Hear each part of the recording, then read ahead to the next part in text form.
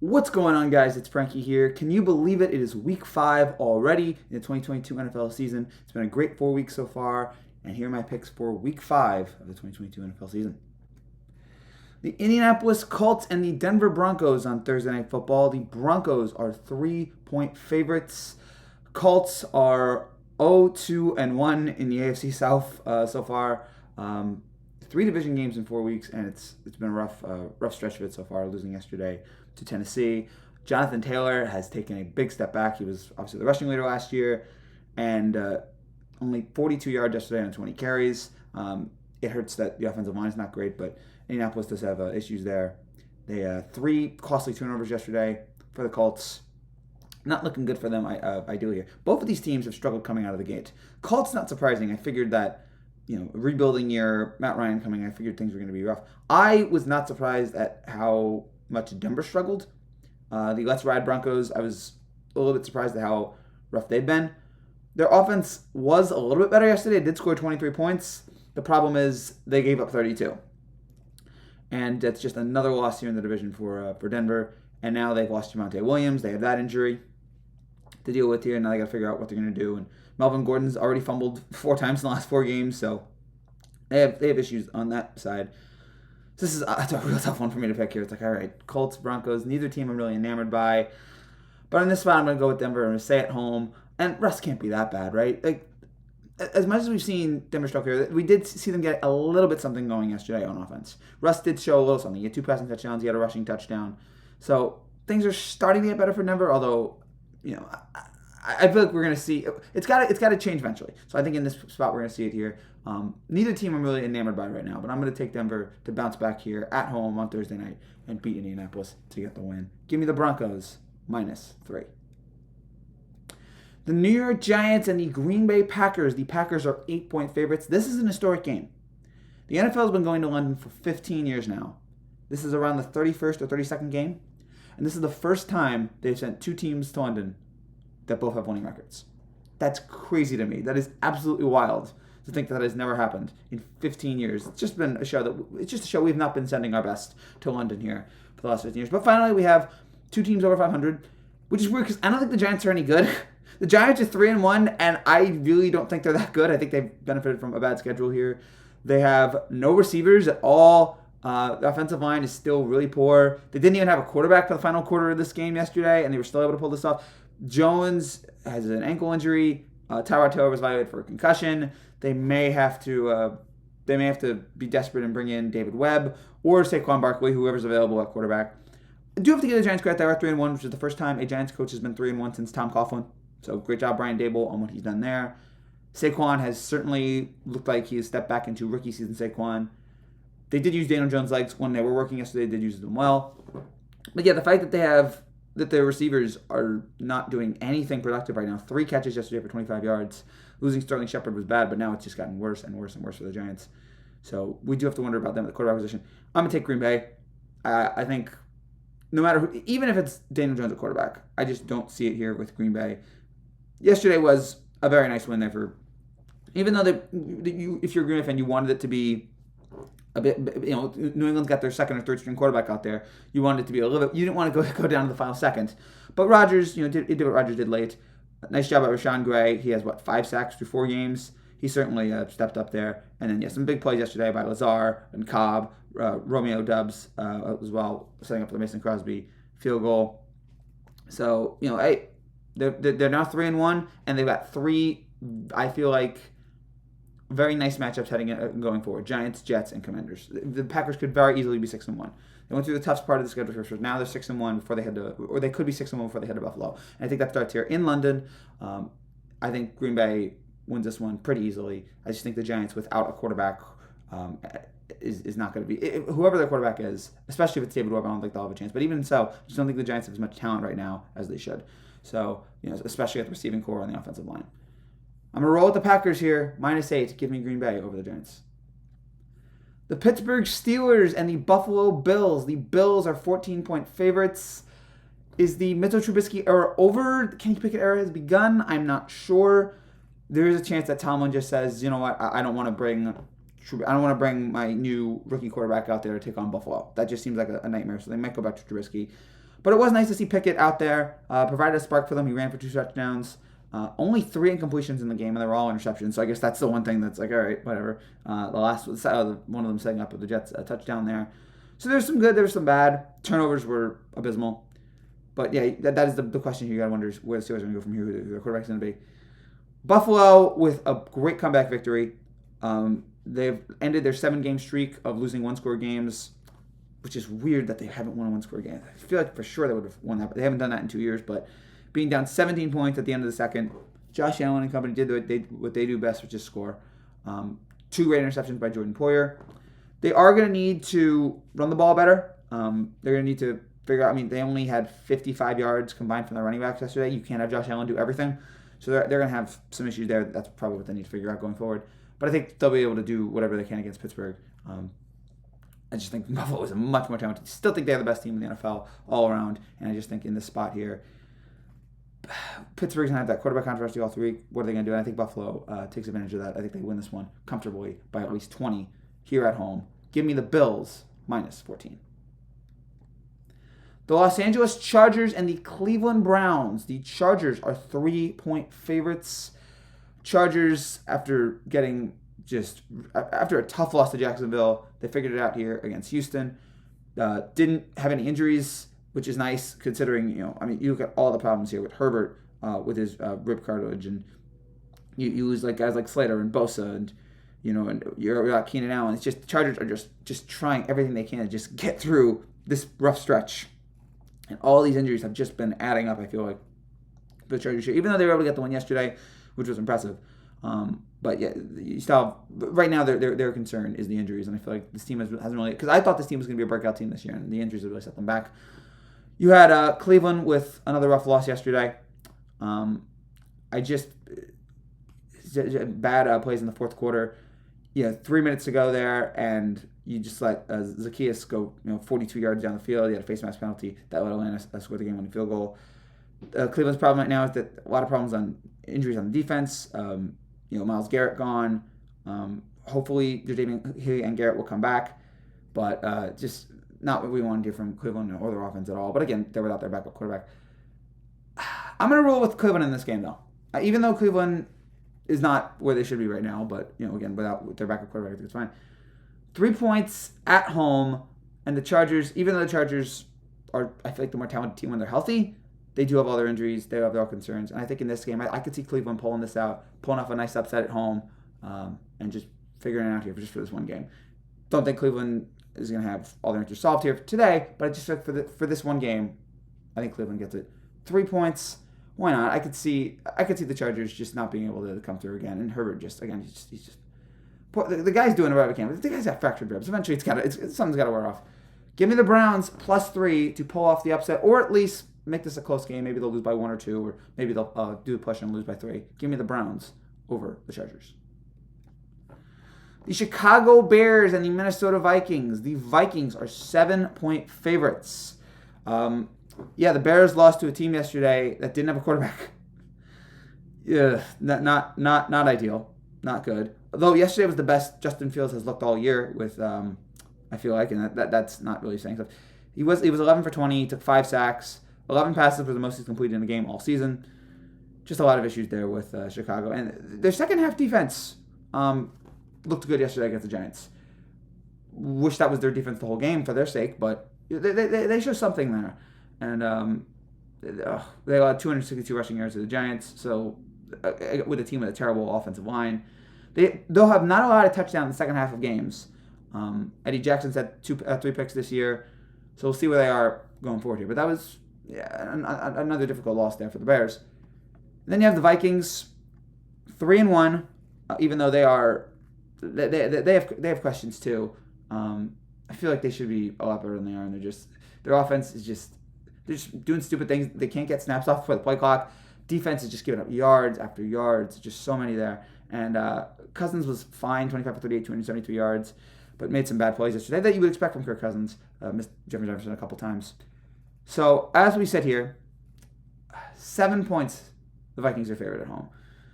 And while I'm not enamored with Chicago right now, I do think they cover this.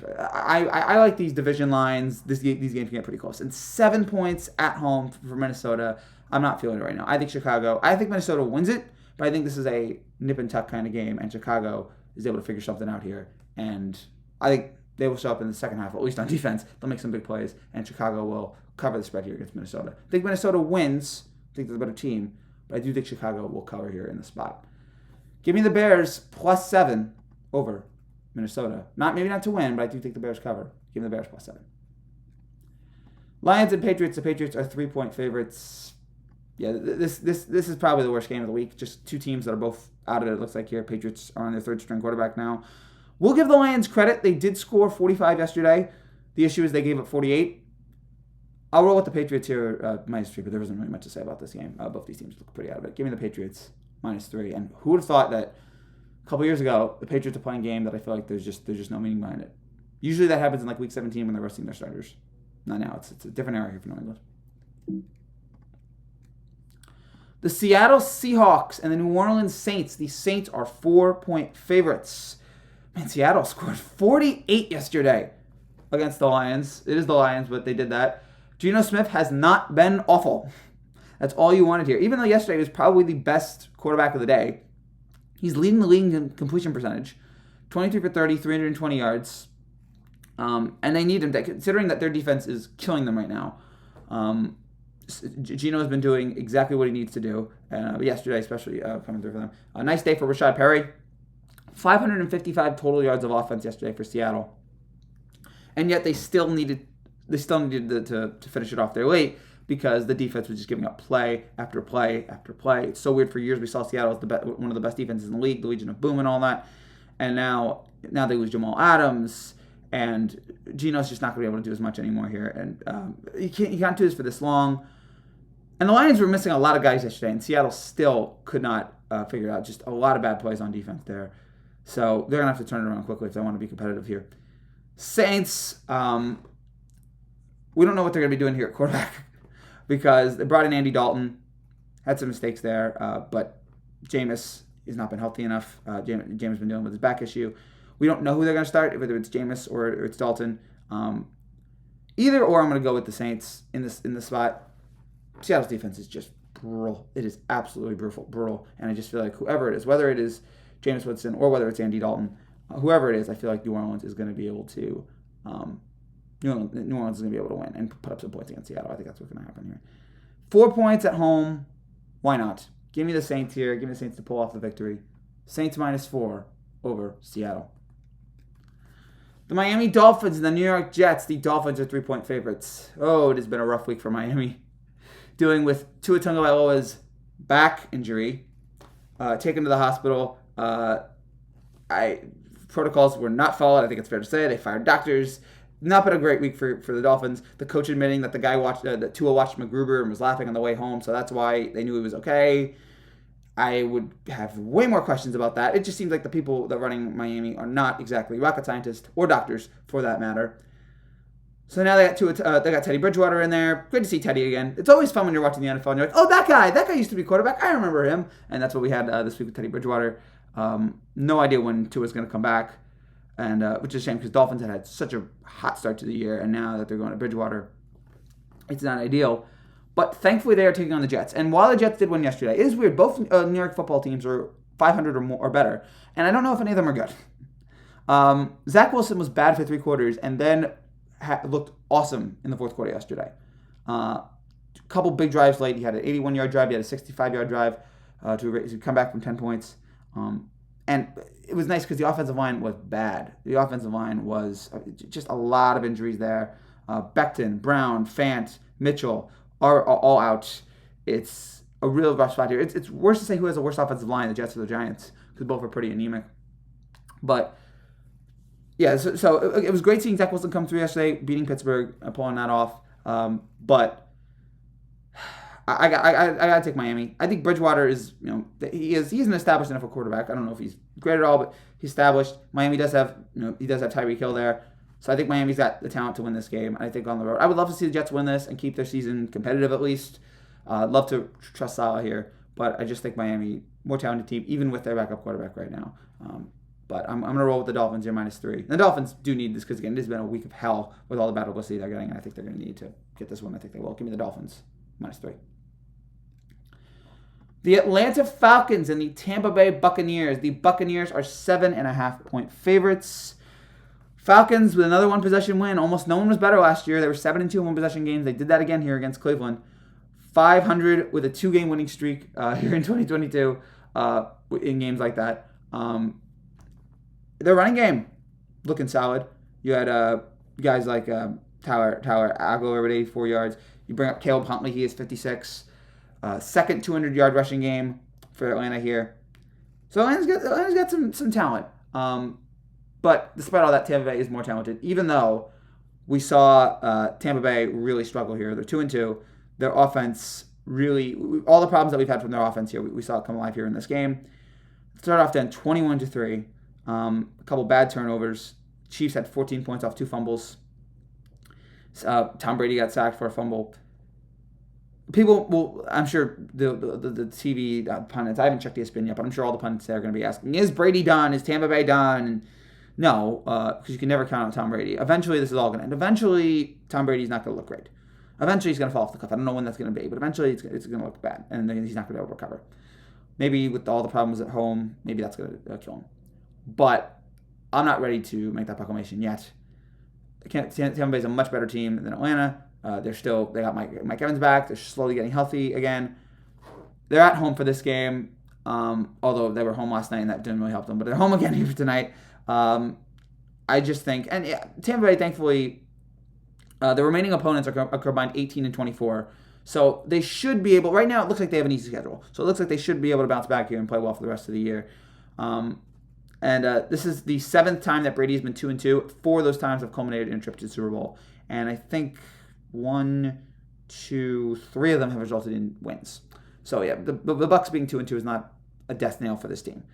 I think they'll be fine. I think they'll start to get going here, even though yesterday was a rough loss. And I think this is the way to bounce back. Atlanta, while they're a fine young team, I think Tampa Bay is much, much more talented. And I think they will show that here in this game. Give me the Buccaneers -7.5. The Tennessee Titans and the Washington Commanders. The Titans are 2.5-point favorites. Derrick Henry, man. It was nice to see Derrick Henry look like Derrick Henry again. It was what did he have, over 100 yards rushing? He had 99 in the first half. Scored a nice touchdown on the second drive of the game. It was 114 yards on 22 carries for Derrick Henry. So that really helped, and obviously that's going to help out Tannehill and everybody when Henry's playing the way he is. Titans, though, have been outscored 64-7 in the second half of games this year. Not what you want. Not ideal. But whatever. They're 2-2. And they're looking way better than Washington is right now. And that was a tough one yesterday for Washington. Just a bad situation. 11 penalties yesterday for 136 yards. 2 that wiped out interceptions. Just a lot of issues here. You feel like Washington should be in a better place in Ron Rivera's third season, and it's not right now. And Carson Wentz, it's not all his fault, but he's looked rushed. He's looked bad. The offensive line has certainly killed him there. But, yeah, Carson Wentz, and it looked like great. Week 1, oh, wow, Wentz scores 4 touchdowns, and they averaged 4 yards a pass yesterday. So, yeah, but we kind of figured. We know who Carson Wentz is at this point. Like, were you expecting, 2017 Carson Wentz? That's not here. You can try to hope that comes back, but really, this is who he is at this point. So, in this spot, with Derrick Henry having a little bit of a revival here on the road, I think Tennessee gets it done. Again, yeah, second half team you worry about. But I think Tennessee, with the spot they're in right now, and Washington with all their issues, I think they will be able to pull off something here. I think the defense steps up. And I think they win this one. On the road, I have Tennessee getting the edge. Derrick Henry leading the way. Give me the Titans -2.5. The Houston Texans and the Jacksonville Jaguars. The Jaguars are 7-point favorites. I mean, Houston just, whatever. David Mills actually wasn't awful yesterday. I'll give him that. I mean, they were down 20 and he brought him back within 3. But whatever. It's just such a bad year for Houston. It just looks so awful. But yeah, their defense just, and their defense doesn't look great either. They let Justin Herbert, who has a bad hip, just throw for 300 yards. They never pressured him at all. So it's just a bad spot there.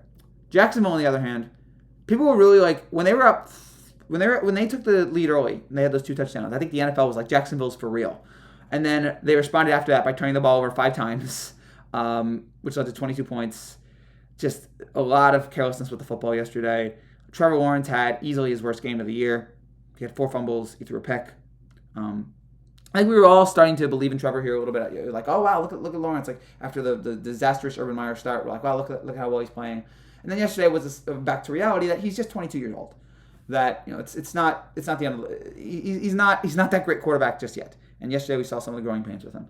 But I do think if we're going to see him bounce back, we're going to see that here in this game. Jacksonville's at home. Houston's a mess. This is the time here for the Jaguars to be able to show up on defense here. And I think we'll see a revitalization of Lawrence after yesterday's bad performance. Give me the Jaguars here, -7. Only 7 points. I would gladly take that if the Jaguars win by more than 14. Give me the Jaguars, -7. The San Francisco 49ers and the Carolina Panthers. The Niners are 5-point favorites. Now, we don't know how the Niners are going to look until later tonight. They play the Rams on Monday Night Football. We'll see how they are right now. Obviously, rough losing Trey Lance, bringing in Jimmy G. They have their offensive line has been struggling here. They lost Trent Williams, and now they just got to deal with all those things. Losing to Denver or whatever it was. They have their problems there. But yeah, they're gonna need their defense to step it up here. Carolina, but yeah, we have to get a better idea of how the Niners are gonna be later after tonight. But I will say, no matter what happens, I'm taking Carolina. Despite the fact that Baker Mayfield is not great. What he had 5 passes batted down at the line yesterday, 2 interceptions, a lost fumble. 10th time since he entered the league that he's had 3 or more turnovers in a game. Which is more than anyone in the league, which I'm shocked by. I thought for sure like Sam Darnold or somebody like that would have had more. Now, teams are blitzing Baker, and he's not responding well to it, which is what he's normally done. And now you're wondering is Carolina going to go to Sam Darnold? Which that is a rough spot if you're Baker Mayfield. If Carolina actually is like, you know what, maybe let's go to Sam Darnold. Darnold's going to come back. Are we actually going to give it to him? Which you're just throwing in the white towel, like, yo, we're done this year. We're moving in Sam Darnold. But you're wasting McCaffrey here. But the reason why I'm taking Carolina is that with the Niners and their offensive struggles here, which they're going to need to bounce back. Carolina's defense is amazing. They have top 10 defense in the league. Their defense has been carrying this team. I feel like that's the reason why they weren't in yesterday's game because they weren't in against Arizona because of their offense. It was because of their defense. So their defense has been super impressive, and I think that's what's going to get the Niners here in this game. It's 5 points. I can see this being a very close game with San Francisco not getting a lot of points on the board, and I could see Carolina not winning maybe, but at least covering at home. I like the Panthers here in this spot. Give me the Panthers +5, and because of their defense, not really because of Baker or Sam Darnold. Give me the Panthers +5. The Dallas Cowboys and the Los Angeles Rams. The Rams are 4.5-point favorites. We'll see how the Rams are again after tonight when they take on San Francisco. But they did beat Arizona last time out. They did run the ball well with Cam Akers and everybody, at least for one spot. Their defense has certainly stepped it up here. But despite all their injuries, they still kept Arizona to 12 points. So the defending Super Bowl champions here, you give them the benefit of the doubt. And I really should. I don't know if I should buy into Dallas yet. Cooper Rush, give him all the credit. He certainly hasn't done anything to mess it up yet. He's certainly done his job. It feels a little bit like Dak when he was taking over for Romo in 2016. The call isn't as much bring Cooper Rush in the game, but you can feel fans like he's winning games. That's all you want. But I really think the reason why they're winning games is because of their defense. Their defense has not allowed 20 points in any of the first 4 games. First time that Dallas has done that since 1973. They've allowed 1 touchdown in each of their games. Sunday night they sacked Wentz twice. They intercepted him twice. They looked good there all throughout the game. So even without Prescott, Dallas has been able to step it up, really thanks to their defense. But I feel like at some point we're going to have to see Cooper Rush. We're going to have to see Cooper Rush take on a real, legitimately competitive team, I feel like. And although, didn't they take on Kansas City in week 2? So what do I know? But I think in this spot, or Cincinnati, excuse me. But in this spot, I'm going to roll with the Rams at home, 4.5, and I think their defense is going to really get to Cooper Rush here. And we'll see the offense step it up. And we'll see Cooper Kupp and everybody figure it out here at Stafford. And we'll see them come through. At home, I'm liking the Rams here. 4.5 points. I think the defense really stifles Rush. And I think the Rams show up here. Give me the Rams -4.5. The Philadelphia Eagles and the Arizona Cardinals. The Eagles are 5.5-point favorites. The Eagles are the only undefeated team left in football. Certainly not something that any of us had at the beginning of the year. Jalen Hurts has certainly made himself an MVP contender, along with Allen and Rodgers and whoever else you want to put in there, Mahomes, whoever else you want to put in there. Jalen Hurts has earned his way to be in that conversation, at least early. And yesterday it wasn't great. The weather conditions were terrible. But thankfully, he had the defense to help him there. Defense, 5 takeaways yesterday. The rushing attack had 200 yards and 4 touchdowns on what was a pretty great Jacksonville defense. So they're looking like a complete team here. They're really looking like they've stepped up. The injuries are their only issue right now. It was Slay, Melita, Simulato, linebacker Patrick Johnson, and Kieran Johnson. And now they've already without Maddox and Boston Scott. So they've been healthy up until this point, and now they have that issue. But I'm still taking them here in this game, and that's nothing against Arizona. It's just that they still a little bit inconsistent here. They have a terrible. They always start games really terribly. I don't know why that is, but yeah, it's just they're not a team that comes out of the gate fast. So it takes way too long for them to get into a good rhythm for the game. So I think in this spot here, it was another bad start for Arizona. They were able to come back late and pull it off, but the Philadelphia is not the kind of team that is going to let you. They're not gonna take lightly to your slow start. They're gonna pound you for that. So I think in this spot, Eagles 5.5 points. And while this discussion is on, I don't think the Eagles are going to go undefeated. I think they will find a loss eventually. I don't know when that's going to be, but I do think the Eagles will lose at some point. I don't think this is a 16-0 team. I don't think this is the best team in the NFL. I think this is the best team in the NFC right now. If you would ask me right now, because I had Chiefs and Bills in the Super Bowl. Bills, Buccaneers. And if you ask me right now who's the best team in football, I would say the best team in the NFC. I don't think it's Tampa. I think Tampa's shown concerns here. Philadelphia has come out of the gate flying. I think they're the best team in the NFC overall. And I think they show that here in this game. Give me the Eagles on the road, -5.5 against the Cardinals. The Cincinnati Bengals and the Baltimore Ravens. The Ravens are 3.5-point favorites. Cincinnati showing up on defense. That is what they used against Miami. They used that defense to pummel Tua Tagovailoa into the ground. Sorry, that's really insensitive of me. I hope he's okay. But they did have 2 interceptions yesterday. Second fewest touchdowns per drive this season. The defense, Cincinnati's defense, is looking good. Jamar Chase hasn't really. That has been kind of a disappointment. I was expecting more Jamar Chase here this year, and we really haven't seen that. T. Higgins was able to was the big X factor against Cincinnati against Miami on Thursday night, and their offensive line's still bad. But what are you gonna do with that? That it is what it is at this point. You just got to write it out. Baltimore cannot close out games. Second time this year they've lost a game at home, leading by 17 points. First team in 8 years to do that. I don't know why that is. We saw him do it against Miami. Now we see him do it against Buffalo. What the heck happened here? So, and I'm not giving up on the Ravens. I'm not giving up on Lamar. I love Lamar. But yeah, yesterday wasn't great. The offense completely fell apart in the second half. And they really just need to figure it out. I do think Baltimore is going to be fine. I do think they're going to be fine. But yeah, it is a little concerning that you're just sitting there going, man, 2 awful starts like that or 2 awful collapses like that. It does make you wonder. But Cincinnati still has the terrible offensive line and all that, and Baltimore is a much more talented team, especially on offense.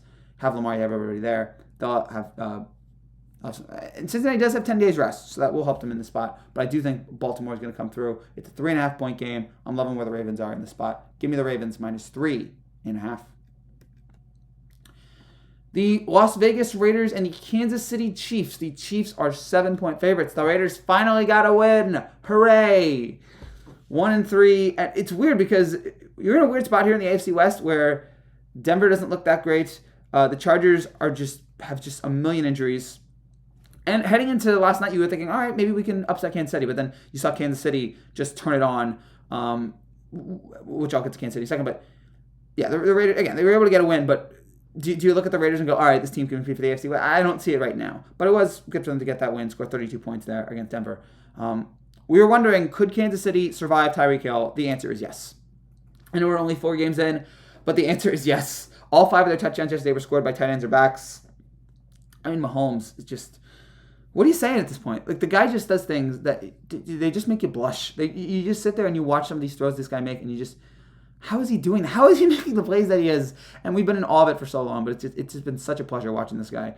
And their defense really stepped up. They did not have Tampa Bay make a lot of big plays yesterday. Nice strip sack by Snead on Brady, and that led to another touchdown there. Really took Tampa Bay to task. Now they're going to be home. It's going to be 7 points. I think Kansas City keeps it going here. If you had concerns about Kansas City early on in the year, I think they're going to be answered here. Like they were answered yesterday, I think they'll be answered here in this game. Monday night, Kansas City at home. I'm loving the Chiefs in the spot, and I think that they will win this one pretty easily against a Raiders team that's still struggling. Give me the Chiefs. Even though they won yesterday, they're still not a complete team. Kansas City, I feel like is. Give me the Chiefs -7. That's it for now, guys. Thank you guys so much for watching. If you're new to this channel and like to see, make sure you subscribe down below. I'll be back next week with my week 6 predictions. I'll also have some videos throughout the week, including some every home run of the 2022 MLB regular season video that'll be out, and I'll have some postseason videos sprinkled throughout. And also check out Frankie Baseball as the postseason gets into high gear. We're having a lot of Yankees content, so look forward to that. Take care and God bless.